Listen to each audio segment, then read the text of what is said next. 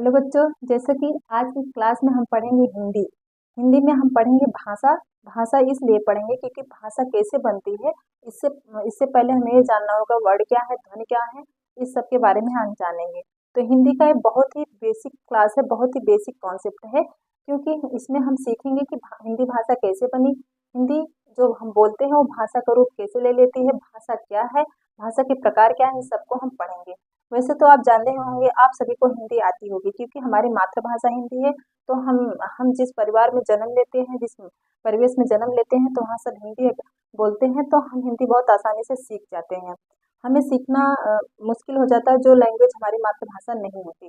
छोटे बच्चे बिना ग्रामर के ही हिंदी बोलते हैं, उनको नहीं पता कहाँ पर वो कहाँ क्रिया है, कहाँ विशेषण है, कुछ नहीं, कहाँ नाउन कहाँ प्रोनाउन है, ये सब उनको नहीं पता है, फिर भी वो बहुत अच्छे से हिंदी बोलते हैं क्योंकि उनकी मातृभाषा होती है। लेकिन छोटे बच्चे जब स्कूल जाते हैं तो उनको सिखाया जाता है कि भाषा कैसे बनी, भाषा के प्रकार क्या है, लिखित भाषा क्या है, मौखिक भाषा क्या है, इस सब के बारे में जो एक एक वर्ड पढ़ते हैं, का से लेके माँ तक जो स्वर होते हैं, व्यंजन होते हैं, इन सबको उन्हें बताया जाता है ताकि वो ग्रामर जान जाए और उसका अच्छा प्रयोग करे। ठीक है, ताकि उनकी जो भाषा है बहुत शुद्ध हो जाए। आइए चलते हैं, सीखते हैं आज की इस क्लास में हम भाषा, हिंदी भाषा। सबसे पहले हम देखेंगे कि हिंदी में कि भाषा किसे कहते हैं।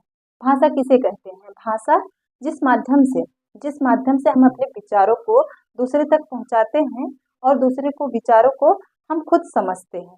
जिस माध्यम से, याद रखिएगा, जो माध्यम होगा, चाहे वो लिखित माध्यम हो, चाहे वो मौखिक माध्यम हो, चाहे वो सांकेतिक माध्यम हो, जिस माध्यम से हम अपने विचारों को दूसरे तक पहुंचाएंगे और दूसरे के विचारों को हम समझेंगे, उसी को भाषा कहते हैं। अगर भाषा नहीं होती तो हम कैसे व्यवहार करते? हम गूगल की तरह व्यवहार करते, क्योंकि जब तक भाषा नहीं है तब तक आप अपने विचारों को दूसरे तक समझा नहीं, दूसरों तक पहुंचा नहीं पाएंगे, दूसरों को अपने विचारों को समझा नहीं पाएंगे जब तक कोई भाषा नहीं होगी। आपके मन में क्या चल रहा है दूसरा कोई नहीं जान पाएगा, और दूसरे के मन में क्या चल रहा है आप भी नहीं जान पाएंगे। तो कैसे जानेंगे? तो भाषा के माध्यम से जानेंगे। तो माध्यम जो है वही माध्यम, उसी को भाषा कहते हैं। जैसे अगर लिखित तरीके से लिखित माध्यम से आप अपनी बातों को उस तक पहुंचा रहे हैं, दूसरे तक, उसे तब उस माध्यम को क्या कहेंगे? लिखित भाषा। और अगर मौखिक रूप से अपने विचारों को दूसरे तक पहुंचा रहे हैं तो आप कहेंगे मौखिक भाषा। ठीक है, तो सबसे पहले हम क्या जाने कि भाषा किसे कहते हैं। पहला टॉपिक था भाषा, कि भाषा को इंग्लिश में कहते हैं लैंग्वेज। सबसे पहले हम जाने कि लैंग्वेज किसे कहते हैं, भाषा किसे कहते हैं। तो हम आज जान गए कि जिस माध्यम से अपने विचारों को दूसरे तक पहुंचाते हैं और दूसरे को विचारों को हम समझते हैं, उसी माध्यम को हम कहते हैं भाषा। हमारे मन में जो विचार चलते रहते हैं उसको एक माध्यम के द्वारा दूसरे तक पहुंचाते हैं, उसी को हम कहते हैं भाषा।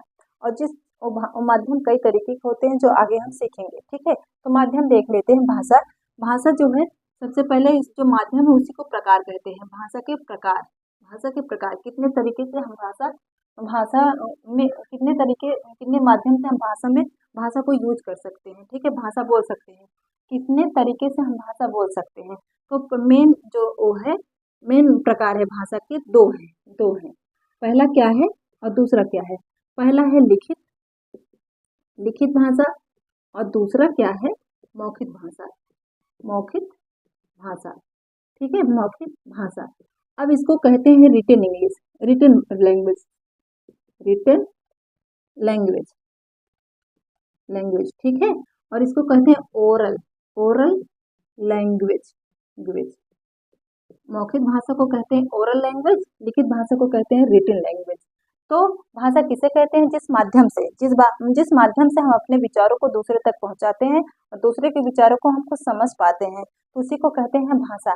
तो माध्यम क्या है, प्रकार क्या है भाषा का? लिखित भाषा और मौखिक भाषा, दो मेन प्रकार है। जैसे सांकेतिक भाषा, बहुत सारी भाषाएं हो सकती हैं जिसे संकेत करके भी आप अपनी भाषा को बता सकते हैं कि आप कहना क्या चाहते हैं। ठीक है, और देखिए, अगर आप ये सोचिए, अगर भाषा नहीं होती तो हम कैसा व्यवहार करते? गूंगों की तरह व्यवहार करते, और ना कोई आपकी बात समझ पाता, ना आप दूसरे की बात समझ पाते। इसलिए भाषा बहुत जरूरी है।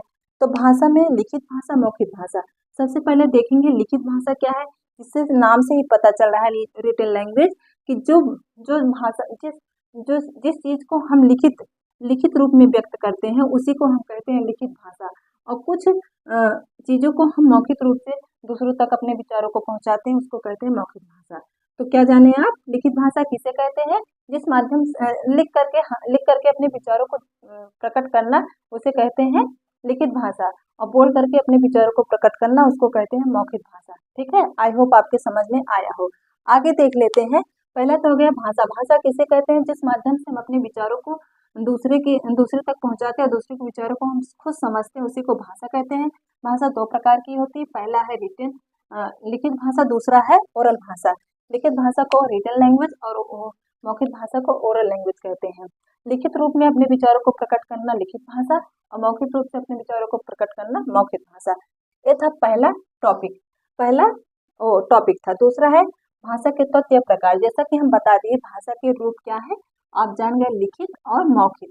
ठीक है, अगर पूछेगा भाषा के प्रकार क्या है, भाषा के माध्यम कितने हैं, तो आप कहेंगे दो। कौन कौन से? हमेशा याद रखना, लिखित और मौखिक। लिखित और मौखिक। इंग्लिश इसलिए बता देते हैं क्योंकि इंग्लिश मीडियम के बच्चे ज़्यादातर इंग्लिश ही पढ़ते हैं, इसलिए इंग्लिश हम बता देते हैं साथ साथ में, ताकि दोनों के लिए ये हेल्पफुल हो। ठीक है, ओरल, ठीक है, ओरल और रिटन इसको कहते हैं लिखित और मौखिक। तीसरा है स्क्रिप्ट। स्क्रिप्ट मतलब होता है लिप। सबकी अपनी लिप होती है। जैसे हिंदी हमारी मातृभाषा या राज्य भाषा या राष्ट्रभाषा क्या है? हिंदी है। हिंदी की लिप अगर कोई पूछेगा तो आप क्या कहेंगे? देवनागरी लिप है। देवनागरी लिप है। ऐसे बहुत सारे भाषाओं की अपनी लिप है। संसार में बहुत सारी भाषाएं बोली जाती हैं। संसार की बात हम कर रहे हैं, बहुत सारी भाषाएं बोली जाती हैं। वैसे भारत में 22 भाषाओं को 22 भाषाओं को मान्यता दी गई है। 22 भाषाओं को मान्यता दी गई है। अगर पूछेगा कि भारत में कितनी भाषाओं को मान्यता दी गई, तो आप कहेंगे 22। 22 भाषाओं को मान्यता दी गई है। संसार में बहुत सारी भाषाएं बोली जाती हैं, जैसे कि अंग्रेजी, हिंदी, उर्दू, और फारसी, चीनी, जापानी। संसार में बहुत सारी अपने अपने देश की भाषाएं हैं। हमारे देश में पूछेगा कितनी भाषाओं को मान्यता मिली है, तो आप कहेंगे 22। ठीक है, और जैसे कि हम बताएं हिंदी की जो स्क्रिप्ट है, लिपि है, क्या है? देवनागरी है। वैसे जो 22 भाषाएं बोली जाती है उसमें से कुछ भाषाएं जिसकी अपनी अपनी लिपि है। जैसे हम यहाँ देख लेते हैं, कुछ भाषाएं ली हैं, ज़्यादा भाषाएं इसलिए नहीं ली क्योंकि ये क्लास छोटे बच्चों के लिए है। उनको जितना उनकी कैपेसिटी है उसी के हिसाब से बताना चाहिए। देखिए, जैसे कि हम बताएं हिंदी की कौन सी लिपि है, तो आप कहेंगे देवनागरी। देवनागरी। अगर पूछेगा कि हिंदी की कौन सी लिपि है, आप कहेंगे देवनागरी। अगर पूछेगा अंग्रेजी की कौन सी लिपि है, तो आप कहेंगे रोमन। अंग्रेजी की कौन सी लिपि है? रोमन लिपि। ठीक है, रोमन लिपि। आगे पूछेगा कि पंजाबी की कौन सी लिपि है, पंजाबी की कौन सी लिपि है, तो आप कहेंगे गुरमुखी। गुरमुखी। गुरमुखी। ठीक है, अगर पूछेगा उर्दू की कौन सी लिपि है, तो आप कहेंगे फारसी। उर्दू की कौन सी लिपि है, आप कहेंगे फारसी लिपि है। ठीक है, ऐसे अपने अपने भाषाओं की सबकी लिपि होती है। जैसे हिंदी की हम बताए देवनागरी लिपि है, अंग्रेजी का हम बताए कि रोमन लिपि है, पंजाबी का अगर पूछेगा तो आप कहेंगे गुरमुखी लिपि है, उर्दू का पूछेगा आप कहेंगे फारसी, अगर गुजराती की लिपि पूछेगा तो आप कहेंगे देवनागरी। देवनागरी, ठीक है, देवनागरी, क्योंकि यहाँ पर भी गुजराती। ठीक है, ऐसे बहुत सारी भाषाएं हैं। 22 भाषाओं को मान्यता दी गई है, जिसमें से हम कुछ भाषाओं के लिपि के बारे में बताए। इससे और भी अगर पढ़ना है तो आप बुक जो इससे भी बड़े जो क्लास देख रहे हैं तो आप बुक से पढ़ सकते हैं। तो हम यहाँ पर तीसरा टॉपिक कवर किए, लिपि। लिपि क्या है? हिंदी की कौन सी लिपि है, आप कहेंगे देवनागरी। अगर पूछेगा भारत में कितनी भाषाओं को मान्यता दी गई, आप कहेंगे 22। अगर पूछेगा हिंदी दिवस कब मनाया जाता है, ये बहुत बार पूछा जाता है, छोटे बच्चों को भी बताया जाता है कि हिंदी दिवस कब मनाया, भारत में हिंदी दिवस कब मनाया जाता है। एक बात याद रखना, भारत में हम बोल रहे हैं, भारत में हिंदी दिवस कब मनाया जाता है? दिवस कब मनाया जाता है? 14 सितंबर को। 14 सितंबर को हिंदी दिवस मनाया जाता है। तो ये डेट आप याद रखना, क्योंकि जब आप हिंदी पढ़ रहे हैं तो हिंदी दिवस कब मनाया जाता है ये याद रखना बहुत जरूरी है। तो तीसरा जो टॉपिक था कवर हुआ। अब हम भाषा में सबसे पहले जब भाषा बोलते हैं हम, तो क्या यूज करते हैं? ध्वनि। जो ध्वनियाँ निकल रही हैं उसी ध्वनि से वर्ड बनता है, उसी वर्ड से शब्द बनता है, फिर शब्दों को मिला करके क्या बनता है? वाक्य बनता है, और कई वाक्यों को मिला करके भाषा बनती है। जैसे कि हम एक भाषा का यूज कर रहे हैं तो इसमें बहुत सारे वाक्य हैं, तो कैसे बना? सबसे पहले हमारे मुंह से ध्वनि निकली। देखिए कैसे ध्वनि, वर्ड को ही ध्वनि कहते हैं।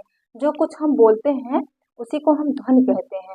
ध्वनि के जो योग है उसी को हम भाषा कहते हैं। ठीक है, ध्वनियों का जो योग बनता है, छोटे छोटे जो ध्वनि है, वर्ड है, उनका जो योग बनता है उसी से भाषा बनती है। जैसे कि आप रिलेट कर पा रहे होंगे। तो देखिए, वर्ड क्या है, ध्वनिया का है, जो कुछ हम बोलते हैं उसी को हम क्या कहते हैं, ध्वनिया वर्ड कहते हैं।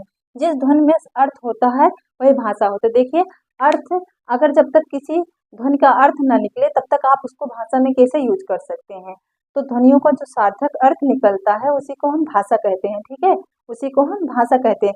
ध्वनियों के सार्थक अर्थ के समूह को ही हम भाषा कहते हैं। तो भाषा क्या कहते हैं, आज का टॉपिक ही मेन टॉपिक है। तो हम भाषा जब सीख रहे हैं तो ध्यान से देखिएगा।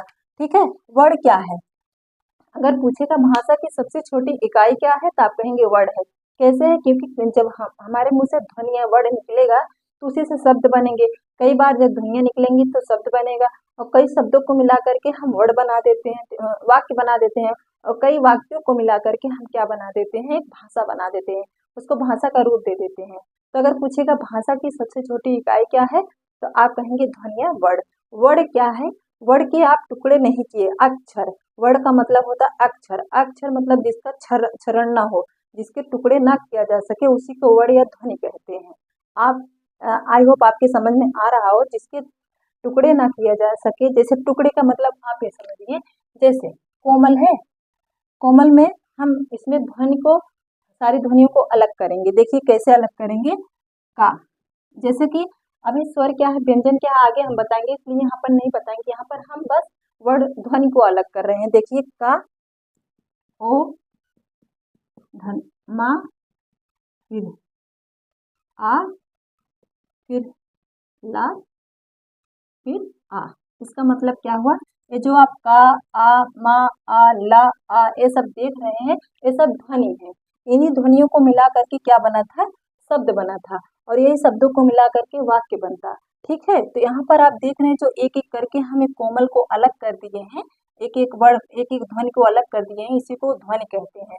अब ये जो ध्वनि है इसके आप टुकड़े नहीं कर सकते, इसके और भी टुकड़े नहीं हो सकते।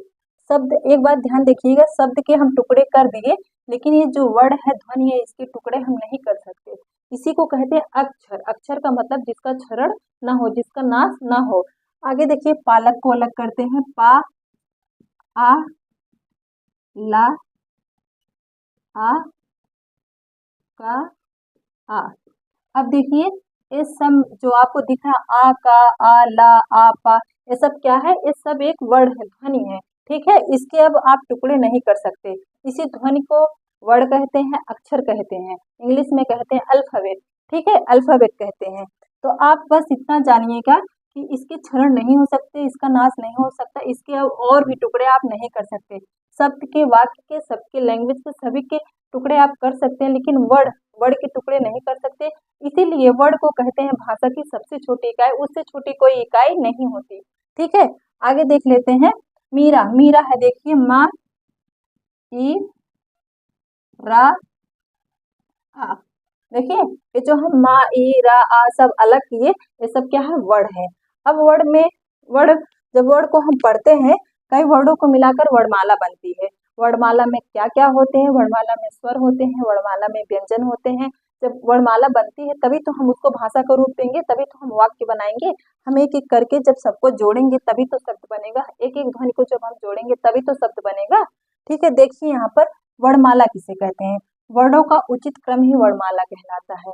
जैसे अगर आप जो वर्णमाला आप सीख रहे हैं, वर्णमाला क्या है, का से लेके मा, या तक, आ से लेके आहा तक, का से लेके मा तक, ये सब क्या है, वर्णमाला है। ठीक है, इसी वर्णमाला का जो सार्थक अर्थ निकलेगा उसी को, इसी उचित क्रमों में, सॉरी, जो वर्णमाला है उसी वर्णमाला को जब तक हम उचित क्रम में नहीं रखेंगे तब तक भाषा नहीं बनेगी। क्यों नहीं बनेगी, जब हम उसको वर्णमाला में शब्दों को जब उचित क्रम देंगे, जब उचित क्रम देंगे तभी उसका एक अर्थ निकलेगा। तो सार्थक समूह, शब्दों का एक ऐसा सार्थक समूह जिसका कोई अर्थ निकलता हो, उसी को वर्णमाला कहते हैं। ठीक है, देखिए, वर्णों का उचित क्रम ही वर्णमाला कहलाता है। जैसे अगर हम बताएं, का, खा, गा, घा, अंगा, एक उचित क्रम है। एक उचित, का के बाद खा आता, खा के बाद गा के बाद घा। अगर हम ऐसे लिख दे, खा, घा, चा, अंगा, तो ये जो है उचित क्रम नहीं है, वर्णमाला का ये उचित क्रम नहीं है, इसलिए गलत है। इससे आप भाषा नहीं बना सकते। ठीक है, इससे आप वर्णमाला नहीं बना सकते। तो वर्णमाला में क्या है, जब हम वर्णों का एक उचित क्रम रखते हैं, उसी को वर्णमाला कहते हैं। ठीक है, वर्णमाला में जो क्या क्या होते हैं, कुछ वर्ण होते हैं वर्णमाला में, कुछ वर्ण स्वर होते हैं, कुछ वर्ण व्यंजन होते हैं, और स्वरों से मात्राएं बनाई जाती हैं। जैसे स्वर कितने हैं, आ से अ तक को 11 वर्णों को स्वर कहा जाता है। आगे हम देख रहे हैं, लिख करके हम आपको बताएंगे। देखिए यहाँ पर कुछ वर्ण, जो वर्णमाला हम आपको बताए, जैसे पूरा तो नहीं लिखेंगे क्योंकि टाइम वेस्ट हो जाएगा, हम थोड़ा लिखकर बताते हैं। आ से लेकर के अ तक, और का से लेकर के ज्ञा तक, ये सब इसके बीच में जितने वर्ड आते हैं उन सभी को कहते हैं वर्णमाला। तो इसमें कुछ स्वर होते हैं, कुछ व्यंजन होते हैं, और ये जो स्वर होते हैं उन्हीं से मात्राएं बनाई जाती हैं। आगे हम देखेंगे कौन कौन से स्वर होते हैं, उन्हीं से मात्राएं बनाई जाती हैं। मात्राएं किसकी मात्रा बनती है, व्यंजन की। व्यंजन देखिए, सबसे पहले हम यही जान लेते हैं स्वर किसे कहते हैं, व्यंजन किसे कहते हैं। ठीक है, आ से लेकर के अ तक जितने भी आते हैं इसके अंतर्गत, वो सब होते हैं स्वर। ठीक है, इसको इंग्लिश में कहते हैं वॉवेल। का से लेकर के ज्ञा तक जितने होते हैं उसी को कहते हैं व्यंजन।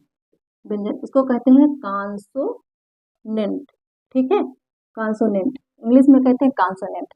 तो सबसे पहले आप जानिए कि स्वर किसे कहते हैं, व्यंजन किसे कहते हैं। स्वर का मतलब होता है स्वतंत्र, जो स्वतंत्र रूप से प्रयोग हो, किसी और वर्ड की सहायता न लेनी पड़े, उसी को कहते हैं स्वर या वावेल। और व्यंजन उसे कहते हैं जो स्वरों की सहायता से बोला जाता है, उसी को व्यंजन कहते हैं। व्यंजन अधूरा है स्वर के बिना, क्योंकि जब तक इसमें स्वर नहीं आएगा तब तक आप व्यंजन कंप्लीट नहीं होगा। देखिए, जैसे अगर का, सबसे पहले हम लेते हैं का में स्वर है, अगर इसको खाली व्यंजन लिखें तो हम हलंत करके लिखेंगे, बिना व्यंजन स्वर के का कंप्लीट नहीं है। इसमें है आ क्या है, एक स्वर है, तो क्या बन गया, का। ठीक है, तो व्यंजन हम कैसे लिखेंगे, व्यंजन हम कभी का, खा, गा ऐसे नहीं। मान लीजिए अगर व्यंजन लिखना हुआ तो आप ऐसे लिखेंगे, का हलंत करके लिखेंगे, क्योंकि आधा होता है किसके बिना, स्वर के बिना व्यंजन आधा होता है। जब स्वर मिलता है तभी व्यंजन कंप्लीट होता है। देखिए, गा, घा, अंगा, उसके नीचे अगर हलंत लग गया, इसका मतलब ये है कि इसमें कोई ना कोई स्वर है।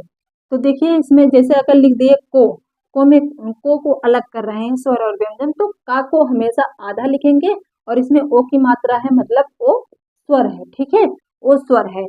तो हम स्वर की और व्यंजन की परिभाषा कैसे जाने, कि स्वर का मतलब होता है स्वतंत्र, जो वर्ड स्वतंत्र रूप से कहीं पर भी किसी और वर्ड की सहायता न लेनी पड़े, कहीं पर भी यूज हो, उसी को हम कहते हैं स्वर। और व्यंजन किसे कहते हैं, जब स्वरों की सहायता से जो वर्ड बोला जाता है उसी को व्यंजन कहते हैं। स्वर के बिना व्यंजन अधूरा है। तो कितने स्वर हैं, तो आप कहेंगे 11 स्वर है। कितने स्वर है, 11। कितने व्यंजन है, तो आप कहेंगे 33 व्यंजन है। ठीक है, 33 व्यंजन है। अब व्यंजन भी अलग अलग है, अब व्यंजन भी देख लेते हैं, अलग अलग है व्यंजन। स्वर तो दीर्घ स्वर, प्लुप्त स्वर और ह्रस्व स्वर, बहुत सारे स्वर होते हैं, लेकिन इतना डीप में नहीं जाना क्योंकि ये क्लास छोटे बच्चों के लिए है। हम देख लेते हैं स्वर कितने हैं, तो आप बताए स्वर 11, व्यंजन कितने हैं, तो आप बताए व्यंजन 33 है। ठीक है, व्यंजन 33 है। इसमें हम देख लेते हैं व्यंजन वर्णों का भेद। जो हम स्वर और व्यंजन बता रहे हैं वो किसके अंतर्गत आता है, वर्ण के अंतर्गत, वर्णों के भेद के अंतर्गत। जो वर्ण है उनके कितने भेद हैं, वर्णों के भेद, वर्ण कितने प्रकार के होते हैं, कितने भेद हैं। तो हम अभी अभी बताए कि वर्ण 2 प्रकार के होते हैं, पहला स्वर, दूसरा व्यंजन। कितने रूपों में होता है वर्ण, 2 रूपों में, या तो स्वर होगा या तो व्यंजन। स्वर कितना है, 11, व्यंजन कितना है, 33। स्वर कहाँ से कहाँ तक है, आ से अ तक है, आ से अ तक है। अब अंक आप सोच रहे होंगे, तो अंक को अयोगवाह कहते हैं, उसका योग स्वरों में नहीं होता है। ठीक है, व्यंजन कितने हैं, 33। ठीक है, कहाँ से लेकर के, का से लेकर के ज्ञा तक। ठीक है, यहाँ तक आप समझ गए। अब आप देख रहे होंगे इसमें स्वर जो है बहुत होते हैं, ह्रस्व स्वर, दीर्घ स्वर और प्लुप्त स्वर। ठीक है, प्लुप्त स्वर, बहुत स्वर होते हैं, इसको हमें नहीं पढ़ना है क्योंकि ये छोटे बच्चों का क्लास है। आगे देख लेते हैं 33 व्यंजन में कौन कौन से व्यंजन होते हैं। पहला है संयुक्त व्यंजन, संयुक्त व्यंजन, ऊष्म व्यंजन, ऊष्म व्यंजन। तीसरा है अंतस्थ व्यंजन, अंतस्थ व्यंजन। ठीक है, द्विगुणी व्यंजन, द्विगुणी व्यंजन, ऐसे सारे व्यंजन है। यहाँ पर देखिए अयोगवाह भी होता है, अयोगवाह, अयोगवाह में क्या आता है, यहाँ पर इसको होगा अयोग, अयोगवाह। ठीक है, अयोगवाह ये कहाँ पर होगा, स्वर में होगा। तो सबसे पहले हम देख लेते हैं संयुक्त व्यंजन किसे कहते हैं, ऊष्म व्यंजन किसे कहते हैं, अंतस्थ व्यंजन किसे कहते हैं और द्विगुणी व्यंजन किसे कहते हैं। तो संयुक्त का मतलब ही हुआ कि जो दो वर्ण मिला करके एक वर्ण बना हो उसी को कहते हैं संयुक्त व्यंजन। जैसे कौन कौन से संयुक्त व्यंजन होते हैं, तो यहाँ पर देखिए कौन कौन से होते हैं, छ, तरंग, ज्ञ और श्रा, ये चार क्या है, संयुक्त व्यंजन है। दो वर्डों के मेल से ये दो वर्डों के मेल से एक वर्ड बना है। देखिए कैसे कैसे, अगर आपको विजुअल ना हो रहा हो तो हम यहाँ पर दिखा देते हैं, छ, तरंग, ज्ञ और श्रा।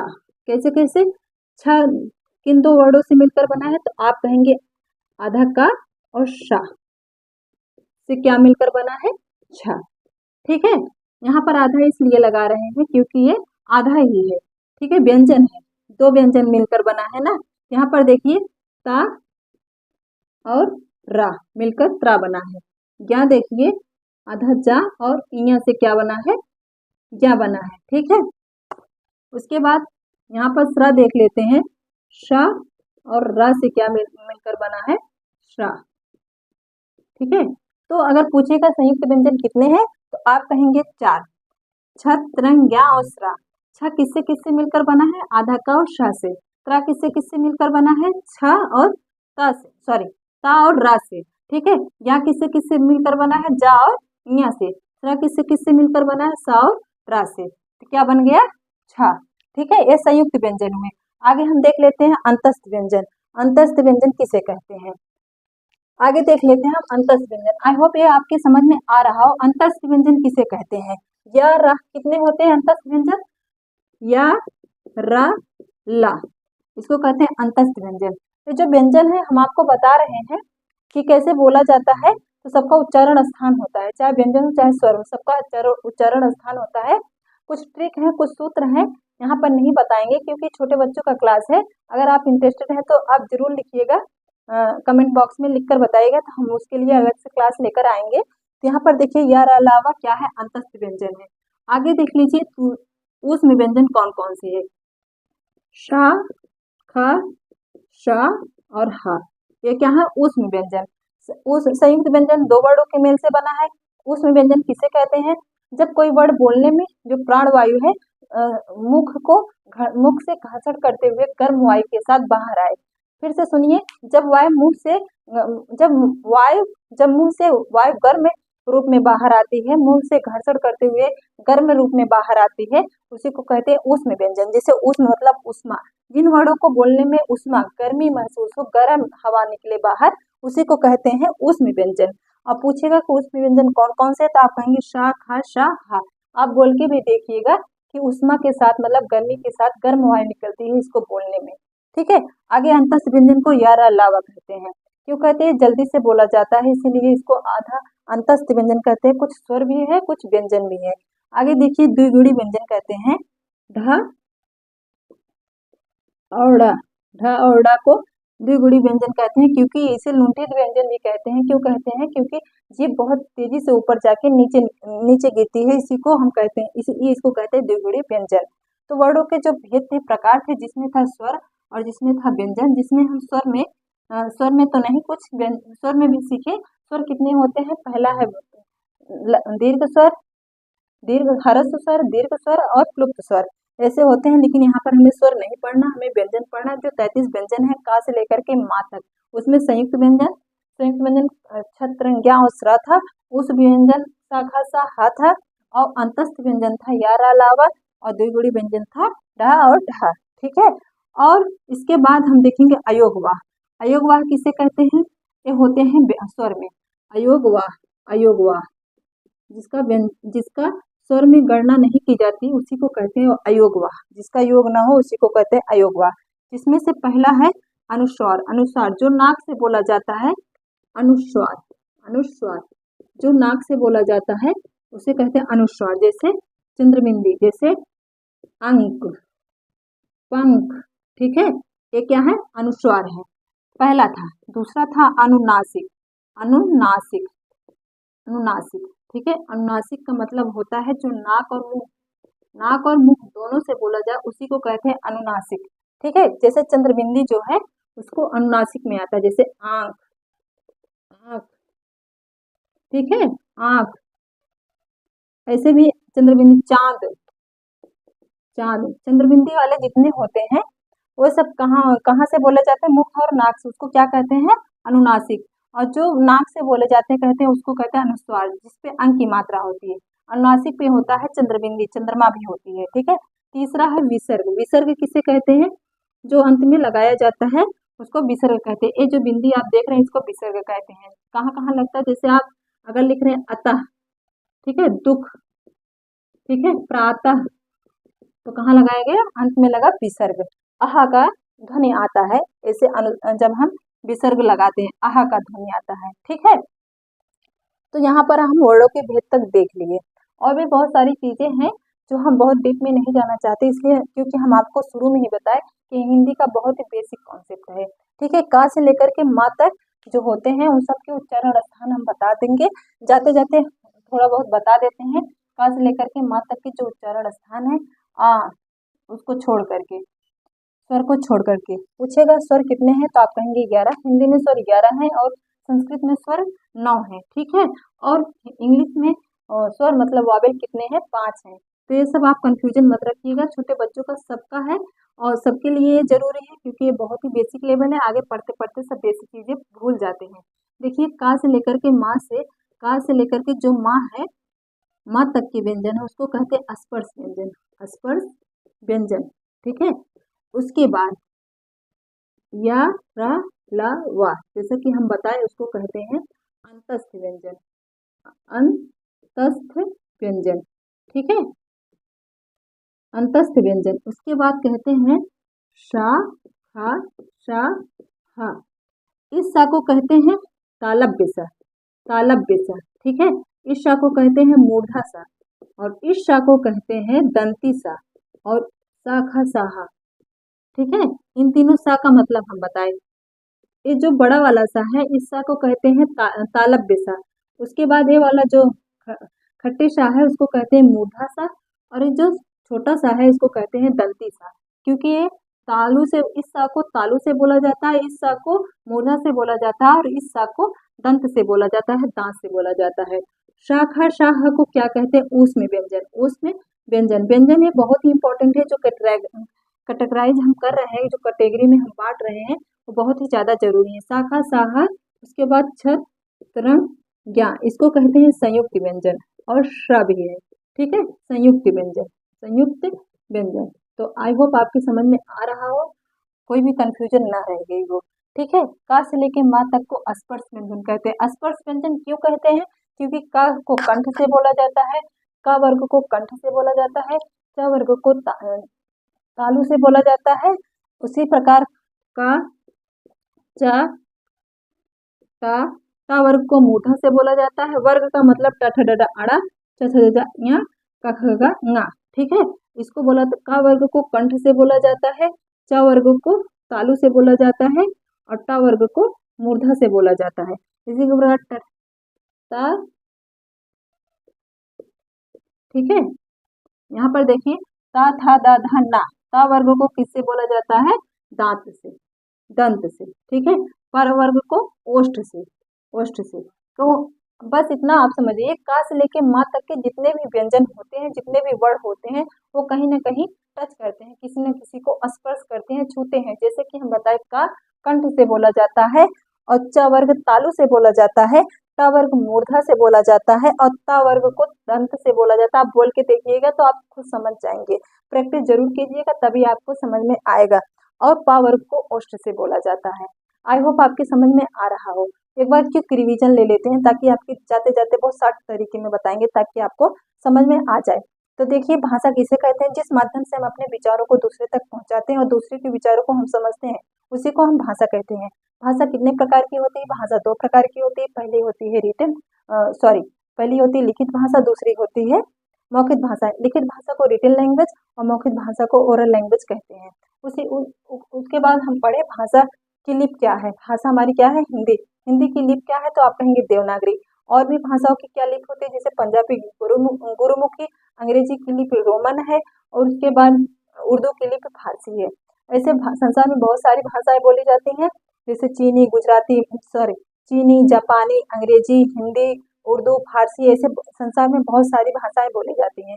भारत में पूछेगा कितनी भाषाओं को मान्यता दी गई है? आप कहेंगे 22, मतलब 22 भाषाओं को मान्यता दी गई है। पूछेगा हिंदी दिवस कब मनाया जाता है? आप कहेंगे 14 सितंबर को भारत में हिंदी दिवस मनाया जाता है। भारत में हिंदी दिवस 14 सितंबर को मनाया जाता है। उसके बाद पूछेगा कि भाषा सीखने की सबसे छोटी इकाई क्या है? आप कहेंगे वर्ड या ध्वनि। जो हम बोल रहे हैं वही वर्ड या ध्वनि है। जब इस ध्वनि का कोई सार्थक अर्थ निकलता है तो उसी को हम भाषा में रखते हैं, या उसी से हम भाषा को बनाते हैं। जो सार्थक ध्वनि निकल रही है, सार्थक मतलब जिसका अर्थ हो, उसी को हम भाषा में रखते हैं। तो भाषा की सबसे छोटी इकाई वर्ड है। वर्डों से मिलकर ही शब्द बनते हैं, और कई शब्दों से मिलकर वाक्य बनते हैं, और कई वाक्य मिलकर के भाषा बनाते हैं। जो हम बोल रहे हैं वो भाषा है। भाषा सबकी अलग अलग होती है। जैसे हम हिंदी बोल रहे हैं तो हिंदी भाषा है, कोई अंग्रेजी बोल रहा है तो उसकी अंग्रेजी भाषा है, कोई जापानी बोल रहा है तो उसकी जापानी भाषा है। ठीक है, लिप आप जान गए। उसके बाद कह रहा है कि जो वर्ड है उसके आप, क्योंकि भाषा की सबसे छोटी इकाई वर्ड है, वर्ड के आप कोई टुकड़े नहीं कर सकते। वर्ड को ही अक्षर कहते हैं। अक्षर का मतलब जिसका नाश ना हो।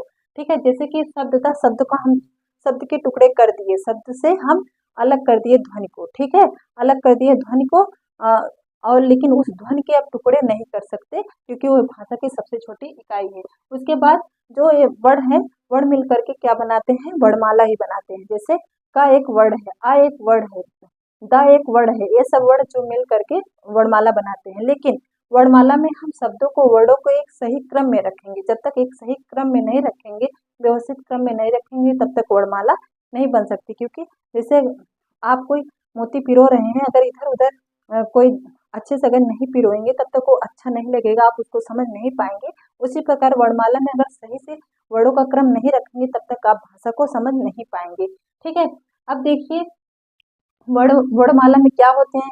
कुछ वर्ड स्वर होते हैं, कुछ वर्ड व्यंजन होते हैं। तो कुछ वर्ड जो स्वर होते हैं उनसे मात्राएं बनाई जाती हैं, और उन्हीं मात्राओं के सहारे हम व्यंजन बनाते हैं। ठीक है, कुछ वर्ड होते हैं वर्णमाला में कुछ वर्ड स्वर होते हैं, कुछ वर्ड व्यंजन होते हैं।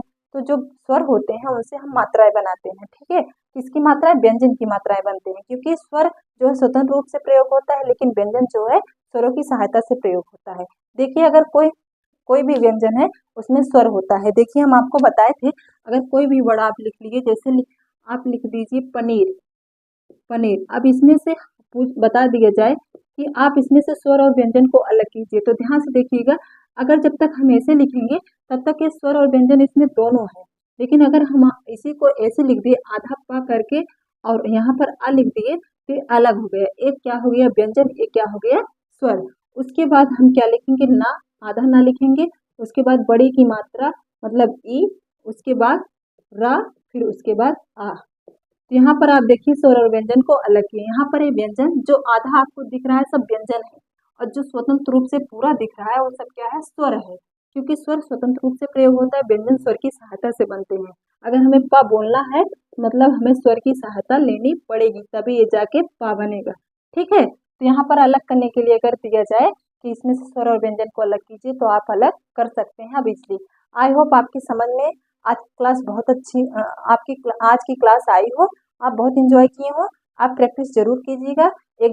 एक से दो बार अगर इस क्लास को आप देख लेंगे, इस वीडियो को, तो जो हिंदी का बेसिक कॉन्सेप्ट है क्लियर हो जाएगा। इससे बाहर कुछ नहीं आता। फिर बड़े लेवल तक को इसको पूछा जाता है, जहाँ जो यूपीएससी की तैयारी कर रहे हैं, किसी भी कॉम्पिटिटिव एग्जाम की तैयारी कर रहे हैं, उन सबके लिए ये क्लास बहुत ही हेल्पफुल होगी। और छोटे बच्चों के लिए तो ये क्लास बहुत ही जरूरी है, क्योंकि वो स्टार्टिंग में भाषा सीख रहे हैं। ठीक है, तो चलिए मिलते हैं और भी कुछ बेसिक सी चीज़ें लेकर के, और भी कुछ हिंदी की इम्पोर्टेंट चीज़ों को लेकर के हम कल मिलते हैं। तब तक के लिए बी पॉजिटिव, बी हैप्पी।